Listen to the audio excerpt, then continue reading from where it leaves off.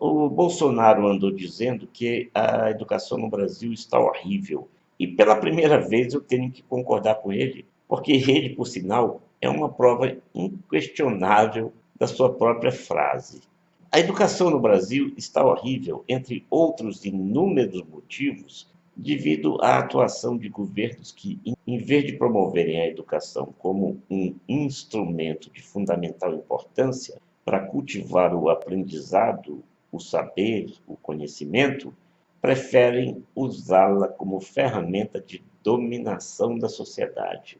É verdade que a educação está horrível, não apenas hoje. O sistema de ensino nunca foi levado a sério, mas temos que admitir que essa questão se acentuou ainda mais no atual governo. Antes de entrar no aspecto político, nós vamos levantar algumas questões que nos parecem fundamentais. Eu já disse neste canal há algum tempo, e nem me lembro em qual vídeo foi, que o tal do ser humano só faz as coisas por dois motivos, ou seja, com duas motivações. Ou ele faz por prazer ou por necessidade. Pode buscar uma terceira razão e verá que ela irá sempre se encaixar numa dessas duas categorias. Ou é prazer ou necessidade, ou ambas. Uma pessoa que escolhe uma profissão que lhe rende muito dinheiro, mas que não lhe dá prazer, dificilmente vai se tornar um bom profissional. E se escolhe uma profissão que lhe dê prazer, pode até não ganhar muito dinheiro, mas vai se sentir feliz. E ainda com a vantagem de que poderá, sim, com o tempo e dedicação, movidos pelo prazer, ganhar muito dinheiro. Aprender, ou, usando um termo desgastado, estudar, também é algo que exige que se sinta necessidade ou prazer, ou ambos. E por isso mesmo, a deficiência na educação tem origem logo nos primeiros anos em que a criança começa a estudar. Como criança, ela não tem ainda muita noção da necessidade, até porque enxerga nos pais pessoas que a sustentam. Quem mais tem essa noção dessa necessidade, até por influência dos próprios pais, que sempre repetem a necessidade do estudo, são as crianças pobres, justamente aquelas a quem são impostas as piores condições de estudar e até as piores chances de estudar.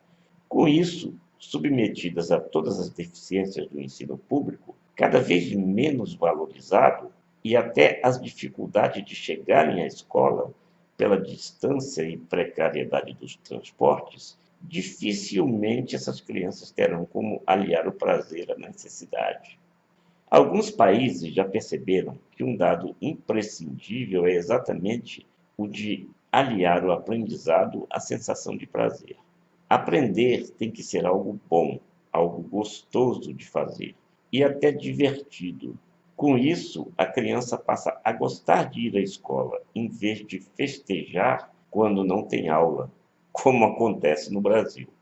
Vamos a um exemplo incontestável: a Finlândia. O país ocupa o primeiríssimo lugar em educação em todo o mundo. E o que acontece por lá?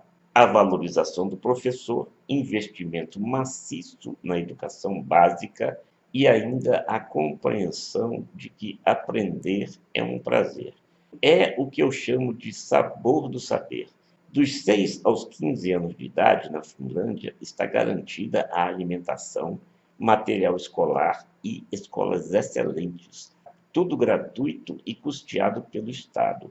E ainda são valorizados a música e os esportes como elementos fundamentais no aprendizado, tanto de crianças como de adultos. E isso, obviamente, dá à obtenção do conhecimento o caráter lúdico indispensável ao bom aprendizado. Mas alguns dados sobre a Finlândia: 98% dos estudantes frequentam a escola pública de excelente qualidade, como nós já dissemos, e 99,7% dos estudantes cumprem os 9 anos de escolarização obrigatória, ou seja, é insignificante o índice de evasão escolar. Eu sei, eu teria muita coisa mais para falar sobre a Finlândia, mas logo vão dizer, é um país rico e pequeno com uma população muito menor do que a do Brasil. Apenas uma observação: a Finlândia também já foi um país pobre e somente alcançou a sua independência há 103 anos, passando a enfrentar, depois disso, uma guerra civil e guerras contra a União Soviética, a então União Soviética, e a Alemanha nazista. E hoje é considerado o país mais feliz do mundo, segundo o Relatório Mundial da Felicidade. Mas então vamos à nossa realidade. Começando por Brasília, que hoje tem a sua imagem associada à corrupção na política, como se todos os habitantes fossem corruptos. Projetada por Oscar Niemeyer e com planejamento urbanístico de Lúcio Costa, Brasília tinha um sistema educacional diferente de todo o resto do país. As escolas, na época do chamado ensino primário, naquela época, se dividiam em duas categorias, as chamadas escolas classe, em cada uma das superquadras, e as chamadas escolas parque, que deveriam ter sido construídas a cada 4 quadras, ou seja, para atender cada uma delas 4 quadras.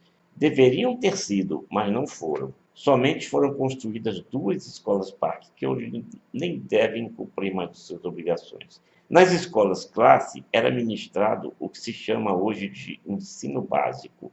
A escola parque se dedicava ao ensino das artes e dos esportes. Aprendia-se música, teatro e eram praticadas atividades como modelagem em gesso, por exemplo, ou outros materiais. Alguém fala nisso hoje? Não. Lembram-se de Niemeyer e de Lúcio Costa apenas como comunistas, quando então podemos entrar no aspecto político, lembrando que a guerra ideológica sempre prejudicou o desenvolvimento do país e continua prejudicando até hoje. Mas vamos voltar à questão do ensino.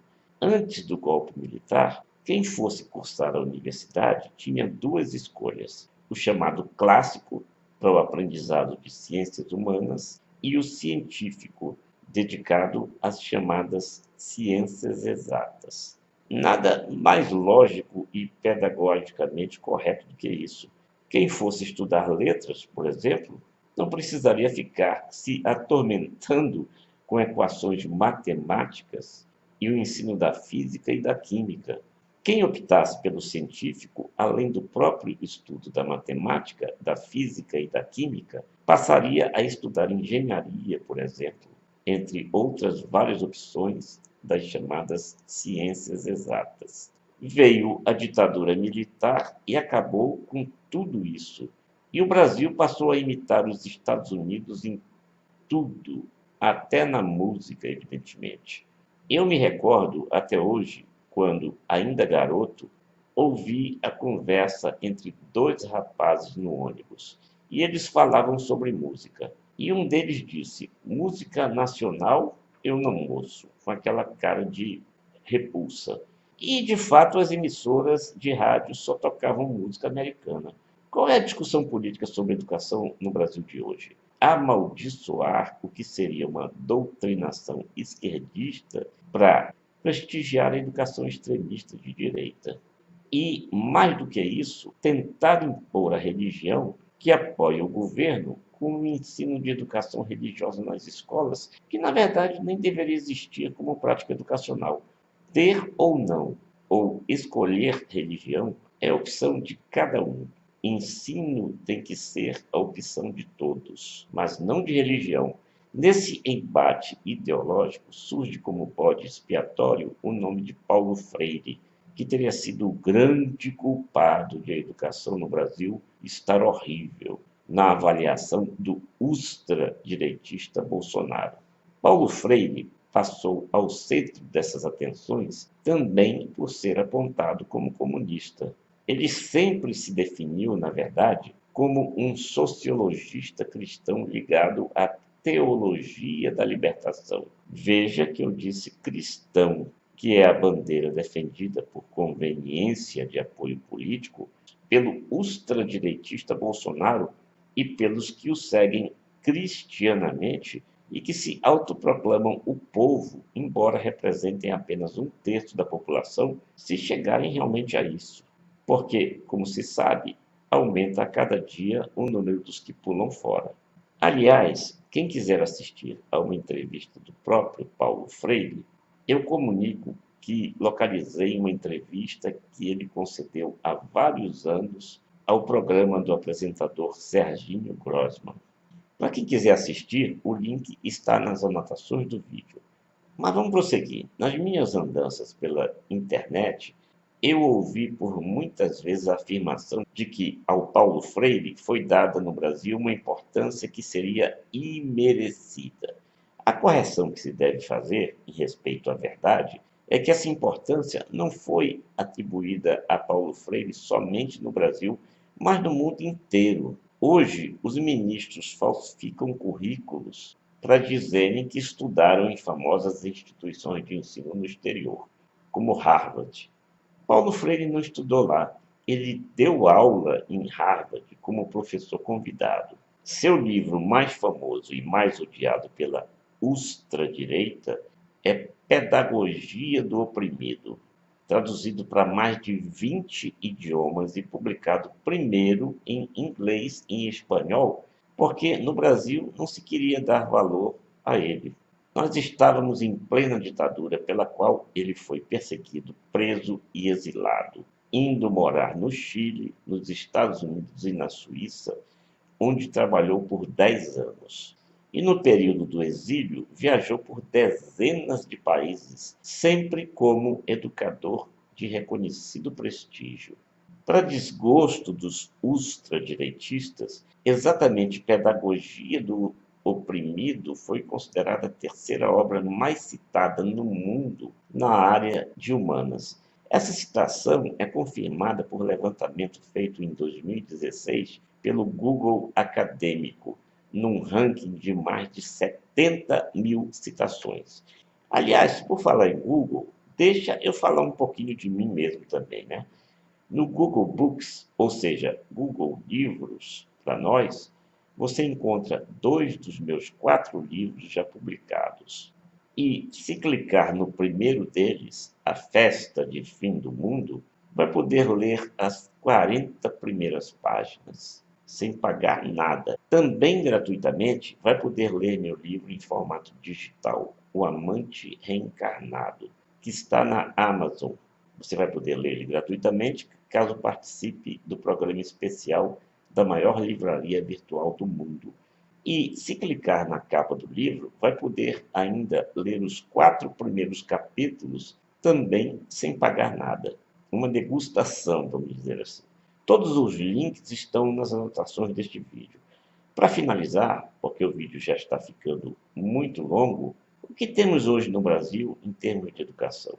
A nomeação fracassada de ministros que cometiam erros crassos de português, sendo que o que mais durou no cargo até agora foi aquele que chamou Kafka de Kafta, que protagonizou espetáculos deprimentes, como publicações vexatórias no Twitter, e uma ridícula tentativa de defender-se de um simples protesto pacífico de estudantes em Belém do Pará durante o almoço num restaurante.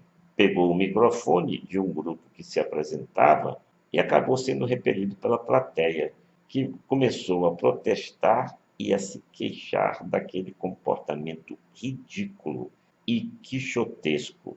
Em resumo, a crise na educação não é culpa do método Paulo Freire.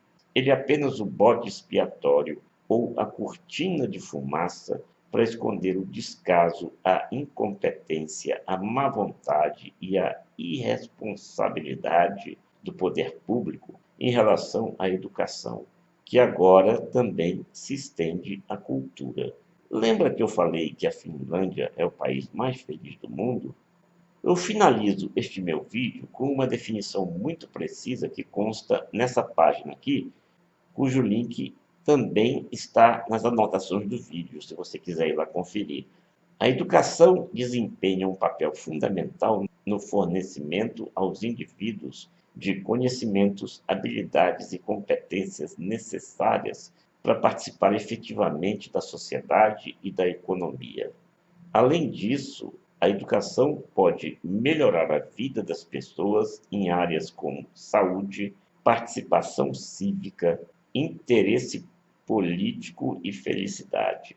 Estudos mostram que indivíduos instruídos vivem mais, participam mais ativamente da política e da comunidade em que vivem, cometem menos crimes e dependem menos de assistência social. Em resumo, o óbvio que alguns não entendem e que muitos fingem não entender. Quanto menos educação, mais os países ficam pobres. E quanto mais educação, mais os países enriquecem, inclusive em felicidade, o que impulsiona cada vez mais a riqueza em todos os sentidos.